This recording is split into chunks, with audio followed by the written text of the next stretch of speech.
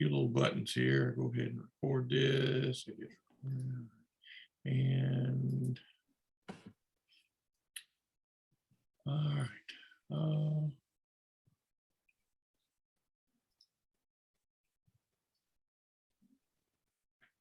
Oh, there's what I want.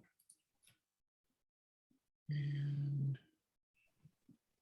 find my little notes here.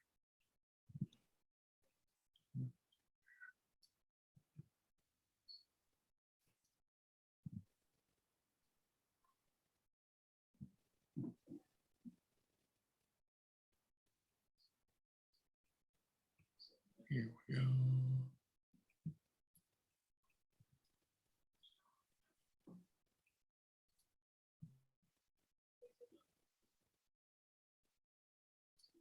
There. If this is looking right, you should see my wonderful little document here. Is that being viewed? Yeah, it's just really small. Yeah, it's just really small. All right. And let's.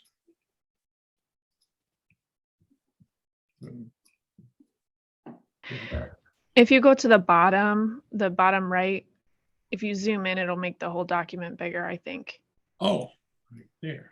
Like that kind of thing. There Yeah. you go. Ah, awesome. Good call, Kim. Lovely. Man, I'm learning all sorts of things tonight. You know, how to get out of a Zoom meeting really quick, reset it up within about 5 seconds, and this.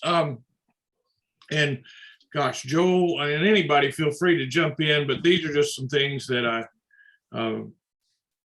was jotting down earlier this week. I've got 2 references. One's a band thing and one's a non-band thing, but they can be applied. I'm pretty sure Joel uses the Stephen Covey stuff a lot in workshops. Years ago, when he first became a thing, or he was really rising to notoriety, I decided, or I had an opportunity to attend one of his workshops here in Nashville. It was kind of interesting because they you were in tables. There were probably 200 people at this seminar, and I was the only teacher of any kind at this. And they were like, "Well, what are you doing here?" You know, why was somebody like, "Well, I was a teacher."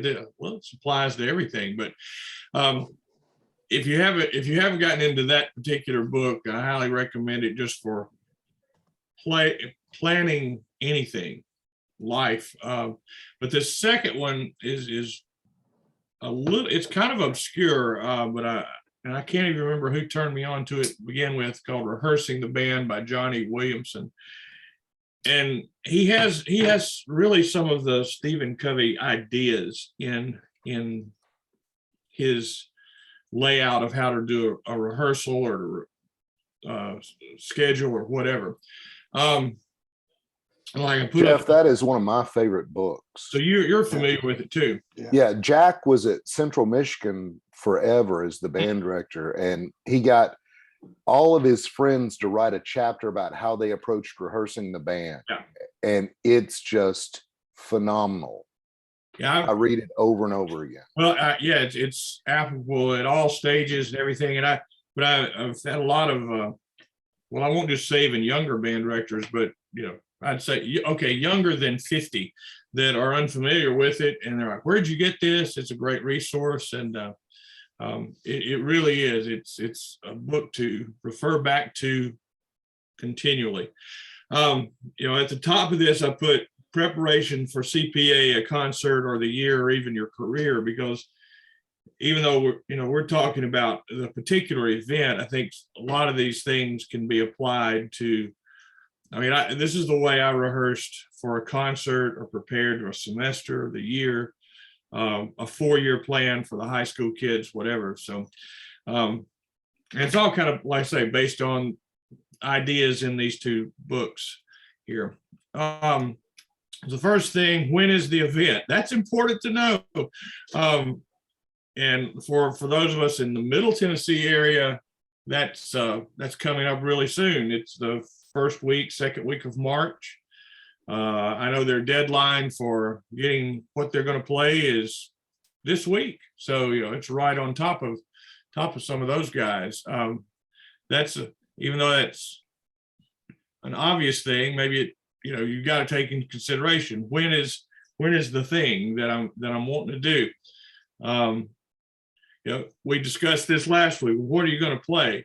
I do have that session recorded. If anybody would like to see that, I can get that to you. Hopefully it hasn't been hacked.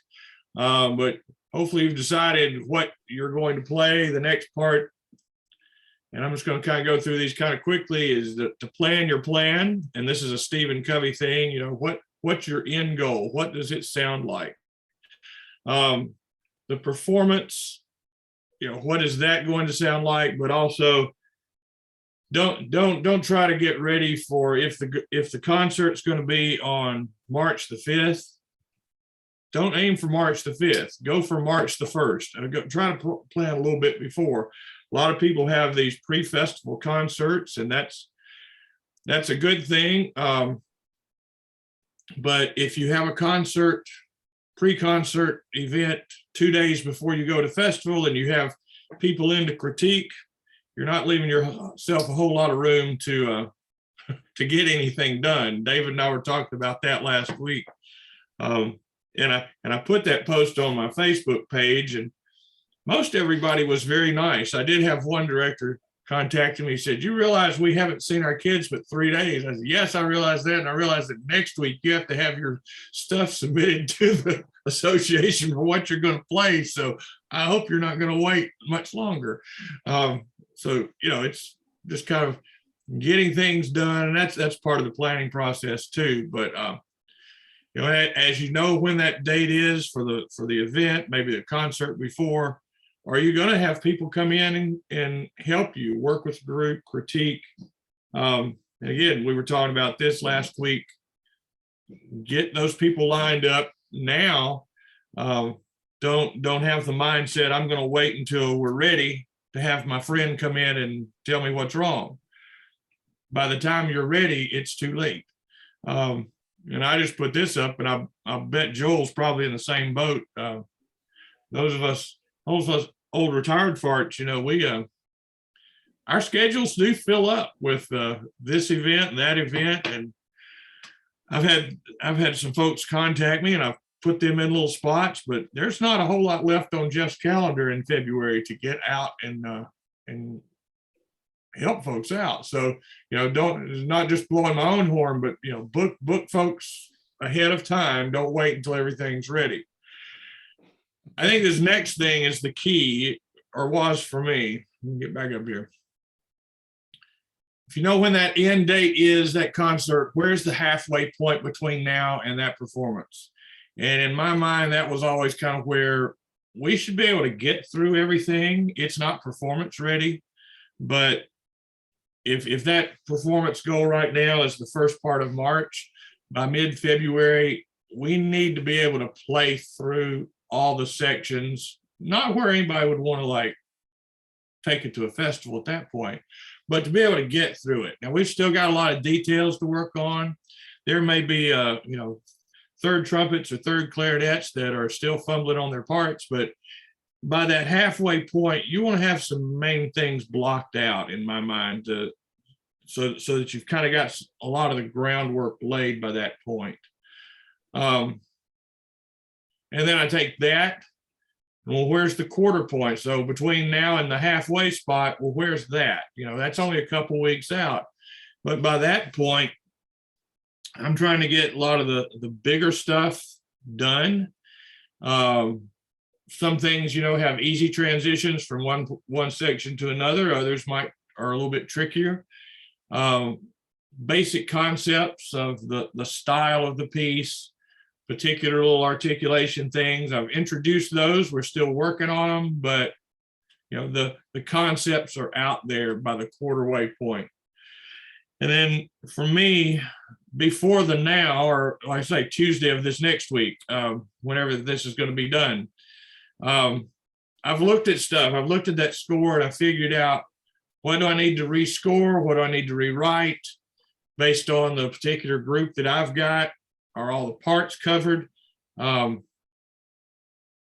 think as a judge, we all understand sometimes we don't all have ideal instrumentation, but is that part being covered? And that's where you kind of actually have to do a little bit of that old score study stuff. Well, you look at the score, well, that line looks the same, but is it a harmony part? And is somebody else playing that harmony part? Or is that something I'm going to need to rewrite? I mean, some of this seems like it's basic, but I know we've all judged groups that maybe didn't understand this. Do I have the instruments covered? Are there 2 oboe parts and I don't have any oboes? How do we deal with that? Have I rewritten it? Do I have 2 bassoons? Do we have a piano? I don't own a contrabassoon. There's a solo, but I don't have one, so I guess I just won't have anybody play it. Make sure all the parts are covered, and you should have that done before you get the music in front of the kids, in my opinion. Some of these things are kind of, I think, what we might consider basic, but sometimes folks tend to forget. Study that score first, not on the podium. You should know it before the kids know it. And again, what parts are the same rhythmically, what harmonically, that way you can rehearse those things together. I found myself doing that the last couple of weeks with honor bands. Well, trumpets, you're going to play at measure 37, clarinet, you're going to play at measure 94. You've actually got the same part as far as rhythms, but we're going to rehearse that together so it saves some time and you can get some articulation things and style things done quicker that way. So, looking for that kind of thing helps plan that rehearsal out. Another thing, depending on the complexity of the piece or the ability of the students, you found those things in the score that you're going to need to have explained. Well, instead of just explaining them to the flutes, let the whole group have that particular rhythm. Write out, rhythm exercises, articulation exercises. The piece several years ago that I needed the brass to be able to multiple tongue on. They had to double tongue. They didn't know how to double tongue. So had some little exercises that I passed out to them in January so that they could be working on those things and would be able to do those skills by the time we needed them to happen. Looking at passages, is this a particular scale or mode? I can explain that, this is a mode. It's like a major scale, but look at this one note that's different. And you use those in the quote unquote warm-up time. I think David Butler's going to laugh at some of these. Do not just practice your conducting gestures with the recording from the publisher. I think we've all seen and experienced that in our judging sometime.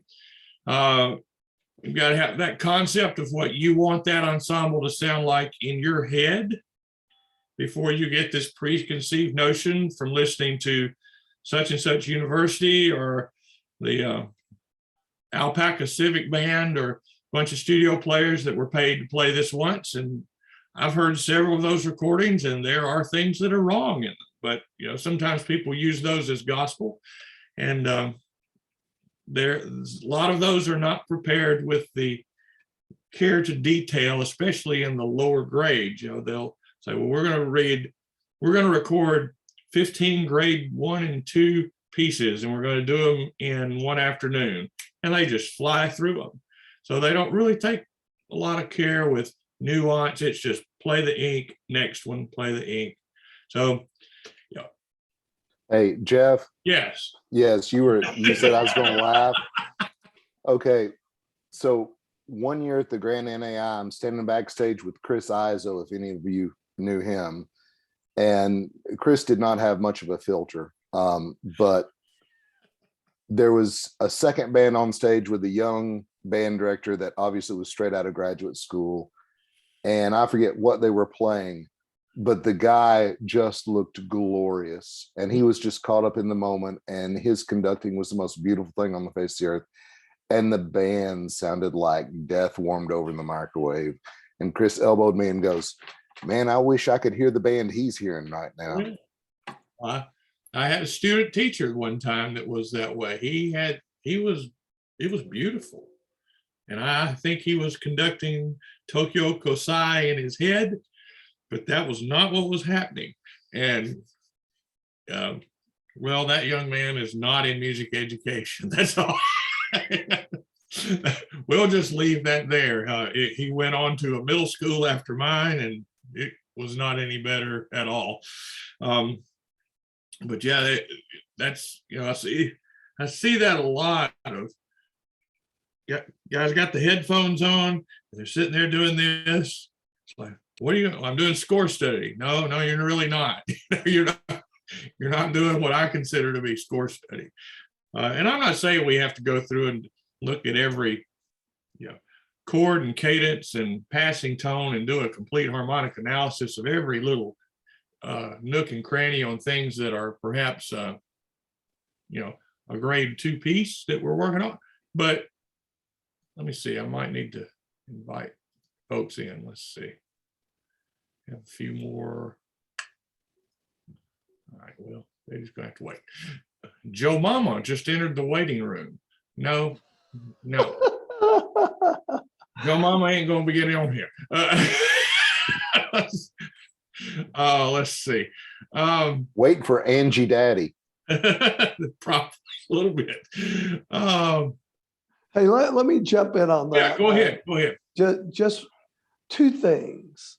Well, I guess really just one, because people probably have already picked what they're going to play at this point, or they have an idea of what they're going to play. And that was kind of last week. But I think the big thing is with selection is Nola Jones' mother has the best quote I've ever heard, because she would say, upon hearing a band play something that didn't fit them, you were talking about not having instruments, and she would say, bless their heart, they left their one in the library. Ooh. And I mean, really, Joanne Hood says it's all about programming. It's kind of the same thing, but it's also, if you don't have that oboe player, you've got to create that color some way. So you've got to have an idea of how you're going to create that color in the piece. And so sometimes that means you're obviously going to have a different instrument play it, but you may need two different instruments to play it to get closer to that sound that's needed. I don't think I've ever heard a contra bassoon solo like Jeff notated, but that would be really hard to duplicate. The other thing is, and I think this is a great reminder for all of us, regardless of where we are in our careers, because Jeff was talking about hearing the band that you're going to conduct. And Craig Kirchhoff has a line that I think is the best line I've ever heard. He says, listen bigger than you conduct. Listen bigger than you conduct. In other words, your ears should be wide open. You want to communicate with your ensemble, but more importantly, you want to hear your ensemble so you know what to communicate. And so that's where listening to recordings is good to get an idea of how you want a interpretation to be. But once you get on the podium, that has to go away, and you have to hear what's in front of you, and you have to take them there. So I love that. Listen bigger than you conduct, and never forget what I'm going to use some quotes because I love these. I use them at all my sessions. But Ray Kramer says the band sound should engulf you, not penetrate you. And so I have a real belief that there is no such thing as triple F, regardless of what's written. When I see that, I just know that my softs need to be softer so that I can make the loud appear louder than it has been. And we are visual learners, the research says 70-75% of people are visual learners. I think it's 80 to 85 because most of us have a secondary learning style, and almost everyone who's not, their first style is not visual, their second style is. And with that in mind, we have to break ours and our students' mindset, because all the books teach the dynamics stacked on top of each other, from fortissimo down here to pianissimo, and it's about that far apart, or they put them side by side. We read them left to right from pianissimo to fortissimo, and it's about this wide. And the reality is pianissimo could be the ground and fortissimo could be the sky. And there's all that space in between to put those other dynamics. So we can play 1,000 different fortes. And then the third thing, maybe where that's related in our listening, is be aware that editors are cheap, very cheap. And so they put ensemble dynamics on the page, and there's no way to get clarity in your band sound with ensemble dynamics. So you have to prioritize the line. Think of a 3D movie and the way that it moves front and back. The important things are always coming at you, the other things. And that's what you got to do in your listening. When you're listening, you got to get the secondary thing behind usually the melody. Sometimes it's the counter melody, or sometimes it's even a ostinato figure, but then that figure is moved back. When the melody comes in, they don't go even. That's like being in that 3D movie without your glasses on. Everything's there, it's just muddy. Well, that's what happens a lot. I know that us older guys who judge some can attest to that. We hear bands that I know are playing everything, but I can't hear through it. It's just a wall of sound. It's just muddy. And so get your kids, use the 3D analogy and tell them it's the lens and the glasses that create the clarity. Well, their lens are on the side of their head. It's the ears. And get them to use their ears to listen, to know where their part belongs. So when that counter line happens, it could fly in front of the melody. And then as the melody starts again, it moves back into a harmony position or a counter position.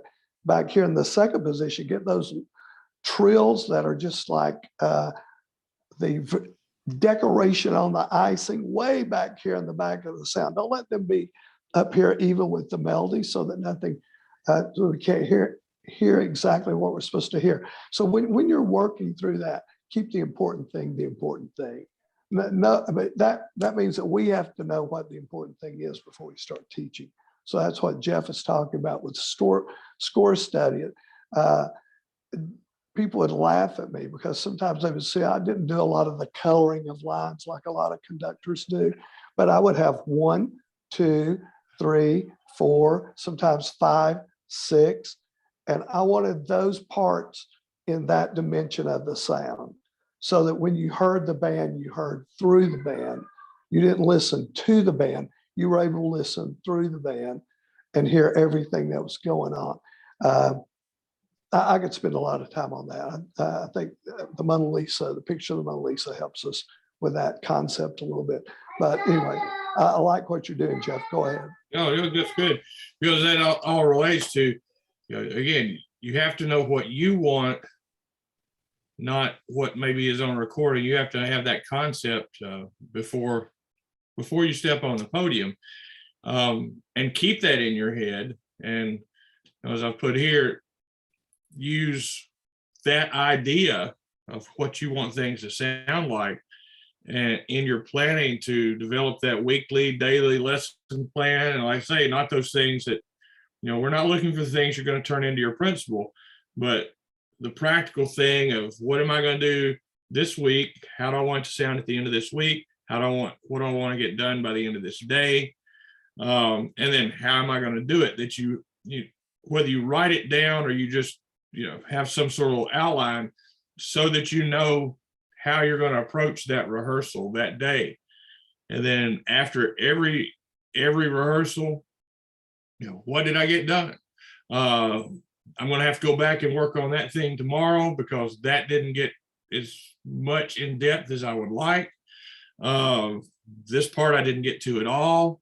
Well, that part I got done. That's already do it pretty good. That didn't take as much time as I thought it would. So I can kind of, go into something else.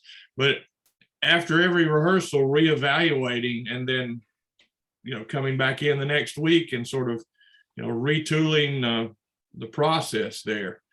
So it gets to be like musical triage. I, get the big parts first. The big parts of the music.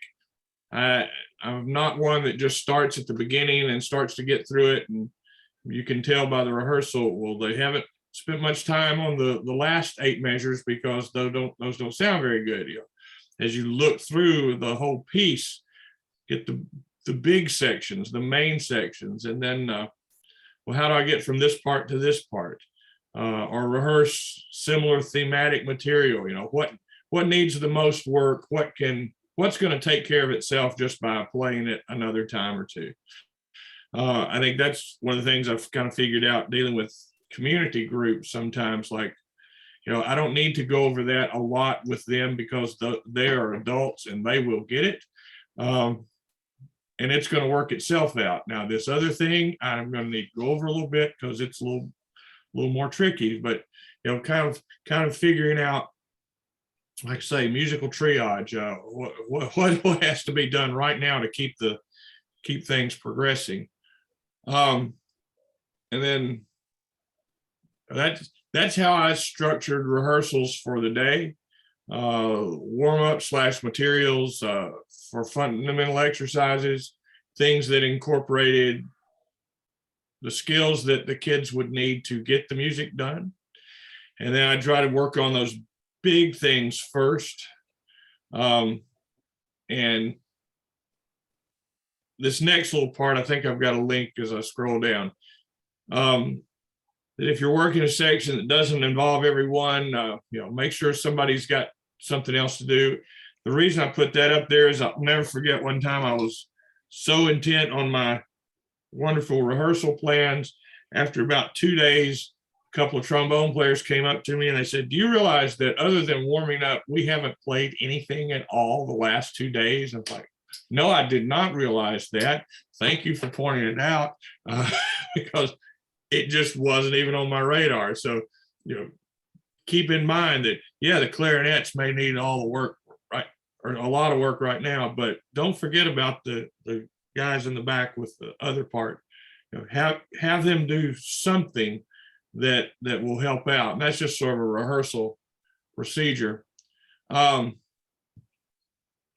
next little item here, to pace yourself and your instruction and your students.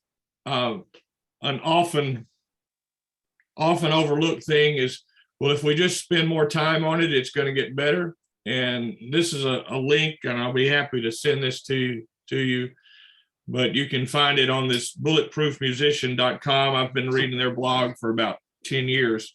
This one came out about 3 weeks ago, and it's a study that was done showing that if we learn better, students learn better if we do a chunk of something and then do something completely different. So in your planning rehearsal, well, we've got to get this 32 bars done or this 8 measures done. Great, but they're going to lose focus. And probably the next day when you come back to those same 8 bars, they're not going to be any better. But if you really concentrate on those 8 bars for a little bit, and then you go to something else, maybe even come back to it that day, kind of pacing yourself so that you do things in little segments. Student retention is a lot faster. I find this out, or I find this in my own playing also. Just try to make sure that rehearsals are planned efficiently, not necessarily more rehearsals. That's another thing I try to preach to the younger band directors of, well, we just need to put in, we're going to have to put more time into ours. They do this in the fall all the time. We got rained out, so we're going to have a 5-hour rehearsal on Saturday. Well, maybe not. Just make what you've got more intent. Don't waste time during the rehearsals. And then this next part, we'll talk about all this in a second. Did you check your school calendar when you started the plans? So here's that concert festival that I'm going to. In between there, is there testing? How about that in-school wrestling tournament, talent show? All the Tiddlywink team's going to be gone, and that's all my best students. And then we've got that honor band of the week that we're going to.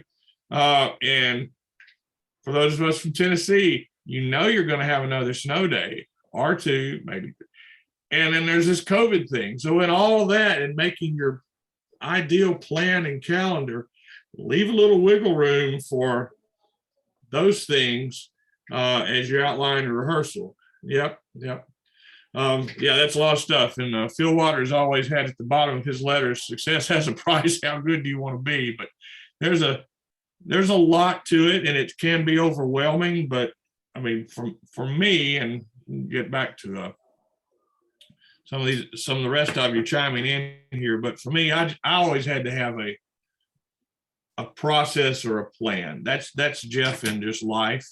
I've got to know what I'm going to do, and if I don't get to it, then I've got to know where I can put it so that I can get to it. I'm a real process oriented kind of person like that. So for me, I just have to think of things in terms like that. But that's the way I prepared for CPA. At the beginning of a semester, I would actually lay out, I want to do a concert with this group in this date and another one on this date, kind of back up from there. Beginning of the year, we're going to do this in the spring, this in the fall.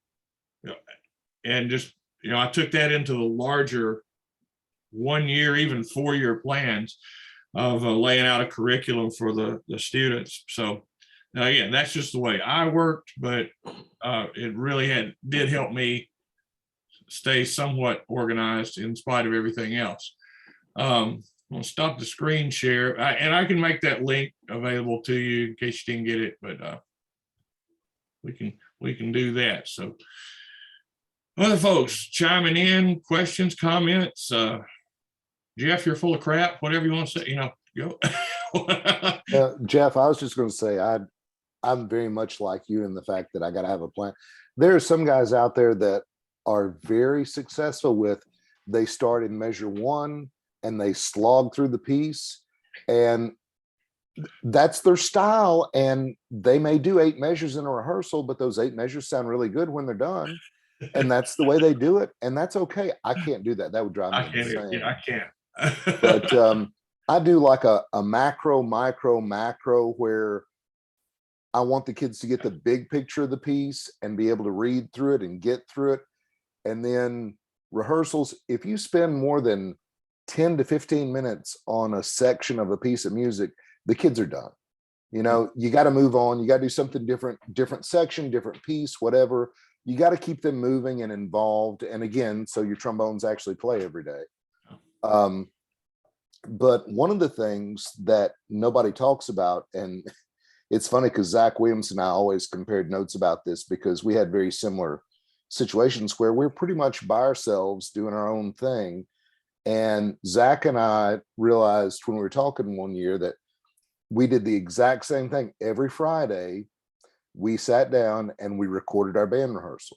We had a full run through on the pieces, recorded it, went home, spent the weekend poring over that recording and listening to our bands and making notes, and then going in the next week and trying to fix all the wreckage. And,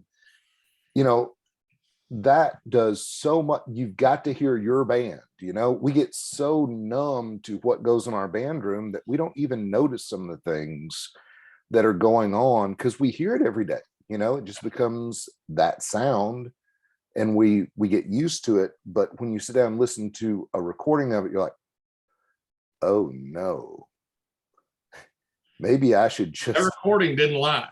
Yeah. Maybe I should drive a truck. But You're talking about taking notes. I'm still a yellow legal pen. That's what I was reaching for. I keep a stack of them, and that is my life, is a yellow legal pen. I go through at least 1 to 2 every semester. So I'm glad I'm in good company. Brooke Williams is another legal pad person. She and I were laughing because I told her I had the 8.5 by 14 ones. She said, "Where did you get that? You've got 4 extra inches on there that I could be making notes, you know." But no, the funniest thing about that first recording of the year, when the kids were younger, I would come home, you know, with the first CD of the spring semester, you know, on Friday, and Jamie would see me pull it on my briefcase, and she'd tell the kids, "Let's go downstairs. Let's go downstairs and watch TV. We don't want to be around for this," because she knew that I was going to have my legal pad out and there were obscenities going to be coming out of my mouth. Listen to that band going, "Oh, that's so bad." So it was just normal in our household, you know. It's like, nope, you don't want to hear that, kids. Well, that's, you know, we can actually do that.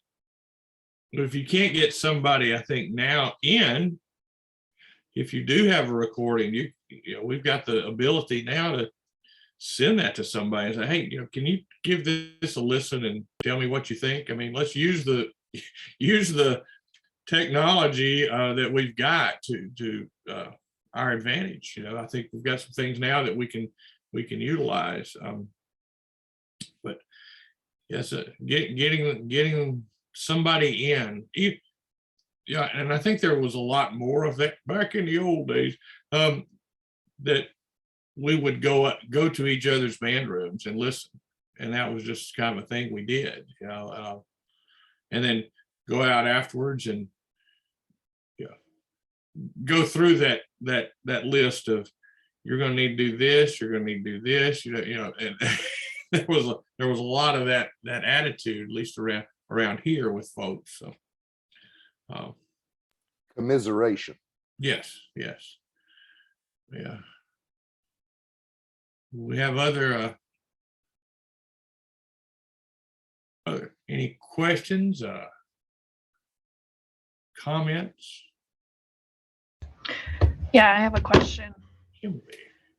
Sorry, I guess I should look you're over good. here. My camera's here, but my screen is here. This is like, I hope on topic still a bit, but in my rehearsals, I'm having an issue with the culture of making a mistake when we're trying to get through something. Like a student will make a mistake and their reaction, we have a really small ensemble right now, because we're kind of working to rebuild. So they feel very vulnerable and it's very like one on a partish. So if they make a mistake, they just kind of put their instrument down and it's like they've given up, and it doesn't take long at all for everyone to just stop playing. So I've been trying to establish this, like, if you make a mistake, like, keep going. Like, I'm telling you right now, before we start, you're going to make a mistake, like, because you're human. So just know to like keep going. But I wondered if you all had any tips about like kind of changing that culture and creating better sight reading skills, I guess, or better motivation to keep going even if you're making a mistake. Joel, I saw you unmute. Did you? I think my thought there is, I go back to I started band in the 7th grade with Harold Wilmuth, and as a 7th grade student with Harold Wilmuth all the way through high school, this is what he said. And I said it for my entire career, still say it to ensembles today when I'm clinicking them. If you're going to make a mistake, make a good one. You know, I equate it to Jim Brown was one of the greatest running backs in the history of the NFL. And Jim Brown didn't run away from people, he ran over people. And I always thought of it like that. I thought of other people like Gail Sayers, who used to say, you try to hit them harder than they're going to hit you. You make more mistakes when you tense up. And I thought that was really cool. My band director told me that. I saw these great athletes do these things, But then at Midwest a few years ago, Wynton Marsalis did a clinic, and he was doing it with the he had his jazz group there from Lincoln Center, and he would play some things and he would stop and talk. And in it, he said, don't shy away from difficult things. Run into them as hard as you can, because you'll make fewer mistakes being aggressive than you will being passive. In other words, when I was teaching, I would tell my students the difference in a professional and an amateur obviously is the number of mistakes they make. But more importantly, the biggest difference is how the professional covers that mistake. They don't make another one right after it. Mm-hmm. And that's the key, is don't follow a mistake with a mistake. And so if you're being aggressive, if you don't tense up after you make a mistake, the chances are you won't make another one right after it. But if you do tense up, you're going to probably follow that mistake with another mistake. And it becomes a psychological snowball. It just keeps getting bigger and bigger. So be aggressive. And we want you to be aggressive in rehearsal so you get confident and comfortable. Because the more comfortable you get, the more confident you get, the less you're going to make mistakes. And so that's the key. Don't get them to understand that a mistake in a rehearsal is a good thing, because we can fix that. We can't fix a mistake in a performance. We can't go back and undo what you just did. So I think if you use that mentality, that'll help a whole lot. I think, yeah, you really, I think, hit on some good points there. And I experienced this a lot this past weekend doing a middle school honor band, which, I'm the high school guy. That's not my middle school children are not the ones that I love standing in front of. I'm glad people do that and I applaud them, but that is not my cup of tea.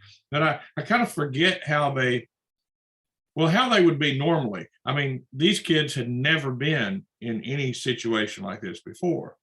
And, I had to remind myself of that, but they did exactly what you're talking about, Kimberly. They would, if somebody made a mistake, they would quit playing, and then the friend and everything would stop.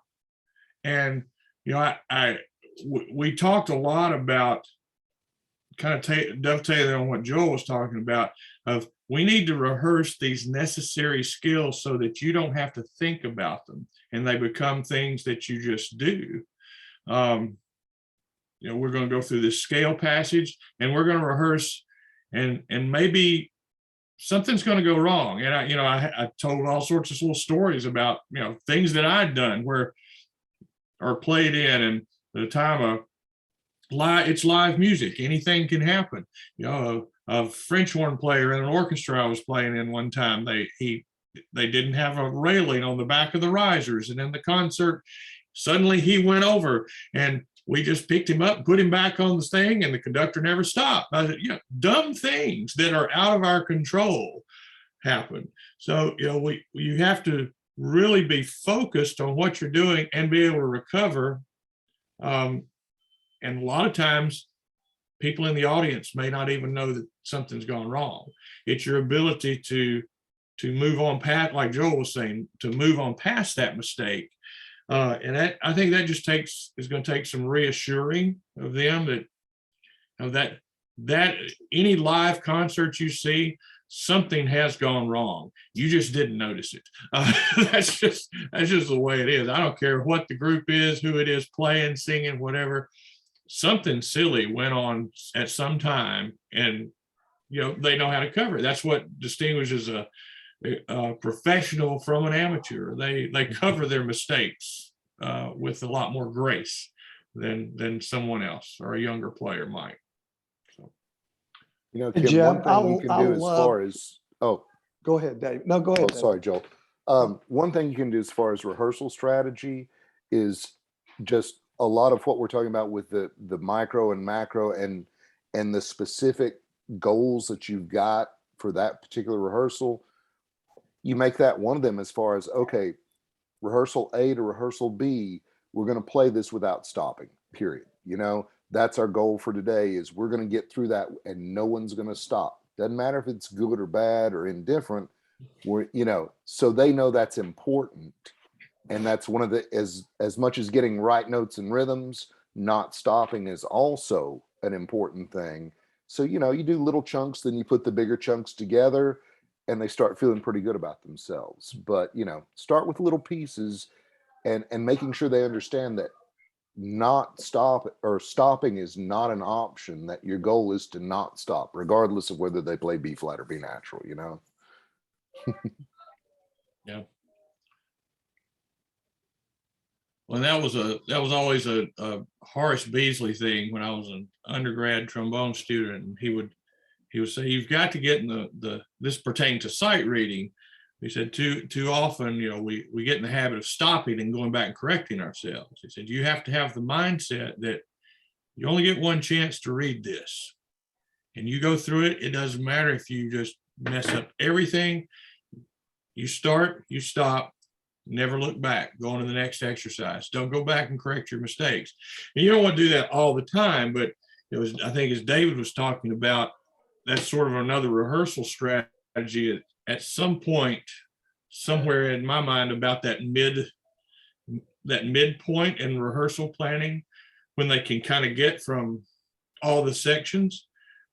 Let's go from, okay, it's Friday afternoon. Well, let's go from this corner to this corner. No stops.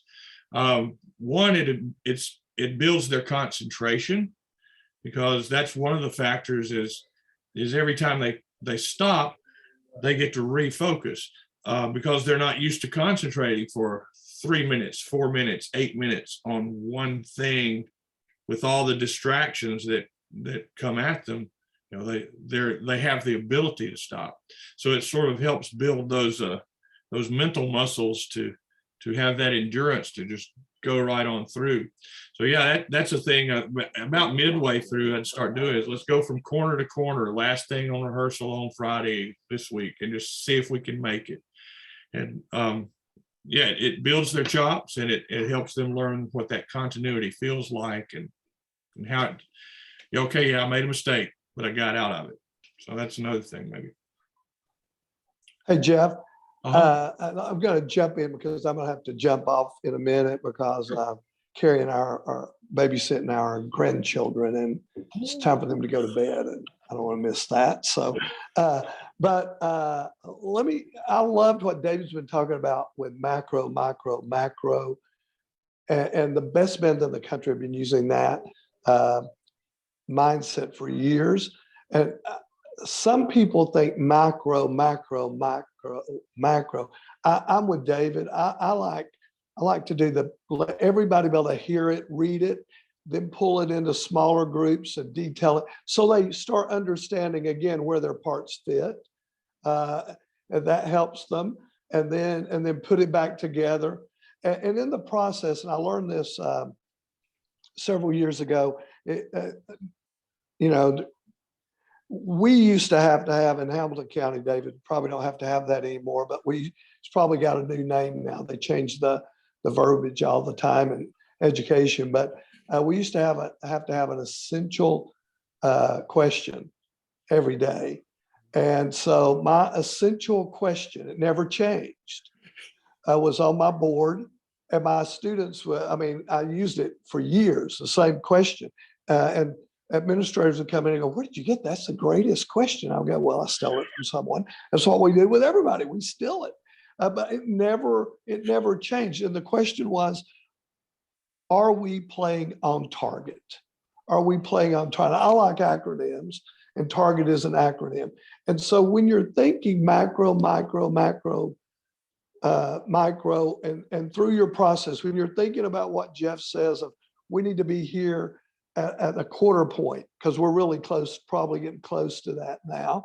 We need to be here in a couple of weeks at the halfway point. We need to be here in a couple of weeks at the 3/4 of the way, and then you're at CPA if you're going, you know, I think our middle area is first week in March, and East Tennessee, and I think there's one of the weeks in Middle Tennessee is first week of March. And so here's what target means. And I always tried to keep this the forefront. Are we playing with great tone and great tuning? That's the T. And if that was present, then we could go on to, are we playing with the right articulation? That's the A in target. Because if notes are not birthed the same, they won't sound the same. And so you have to define the consonant vowel combination you want your students to use. So be careful when you sing to them. If you sing D, D, D, D, D, D, D, D, don't sing that unless that's what you want them to play. Sing what you want them to play. T, T, T, T, ta, T, T, T, T, ta. So they know exactly what you want that note lengths to be, how that you want the notes shaped, and the length. The R is rhythm. And some people would say, shouldn't rhythm be first before, like, shouldn't there be another word, rhythm be before articulation? Well, no, again, because if you don't play the articulation in time, the rhythm's not going to be in time either. And so Freddie Martin calls it the left edge of the note. So the left side of the note has to be in time for the rest of the rhythm to be in time. And so notice I haven't said anything about tempo, because if I'm going to play something at 160 at the quarter, I might be at 80 or 100. And at halfway point, I might be at 120. And at the 3/4 point, I might be at 140 or 138 or 144. I might not get to 160 until the week before. But the rhythms were going to be, they were going to understand the space so well that in that time, if you use if you use a metronome in your classroom, this is what I would be able to do. That first quarter, they were getting every beat. From that first quarter to the halfway point, they were getting every other beat. From the halfway point to the 75%, they were getting one beat a measure. And then after that, they may be getting one beat every 2 measures, every 4 measures. It's just kind of how the phrasing played out. And I was not I wasn't a hardcore Dr. Beat person, but when I wanted something, if I was playing a British march and I knew they were going to rush it, then I made them play it really slow in the beginning, and I sped it up to where I wanted to be, around usually 92, 96, somewhere in there.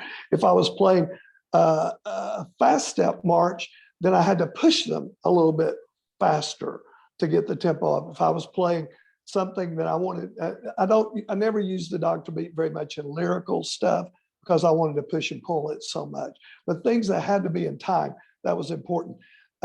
Tone, tuning, articulation, rhythm. The G stands for great dynamics. And don't wait till the end to put the dynamics in.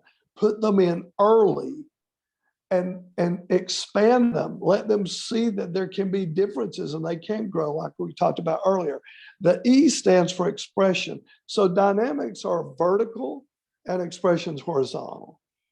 So the dynamic, we're going to start this at piano, but at the end of this measure, going into the next measure, we're going to be at forte.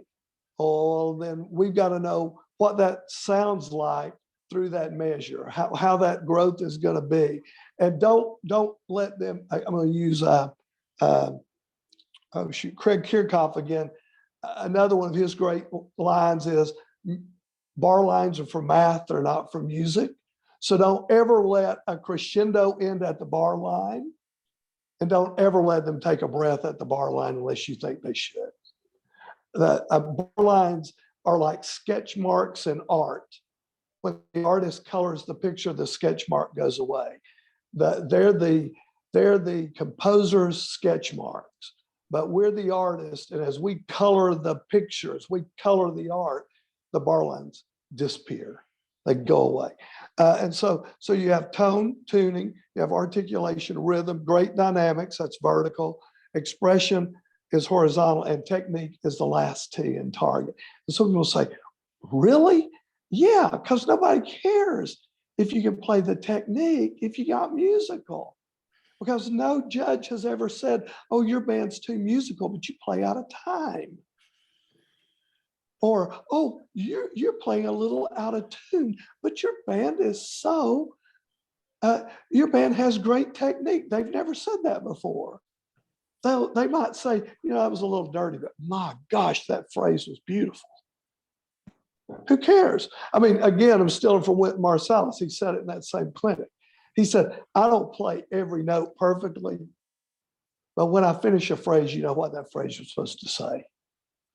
And that's the key, is the music's got to say something to the audience. Yo-Yo Ma says, if he plays a concert tonight and you come to that concert and you don't remember it tomorrow, next week, a few weeks from now, even months from now, then there was really no reason for you to come to the concert.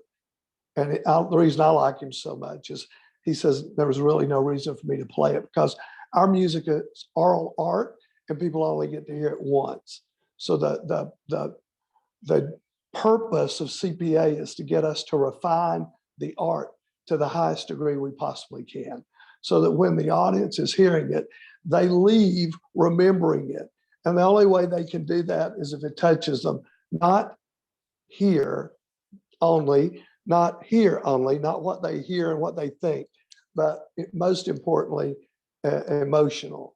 And that's the three things of performance. You have intellect, you have the intellect, the technical is first usually, the playing all the notes and rhythms, and then the intellect, and the hardest one is the emotional. In his book, Credo, William Sloane Coffin said, the most arduous journey, the most difficult journeys from the head to the heart.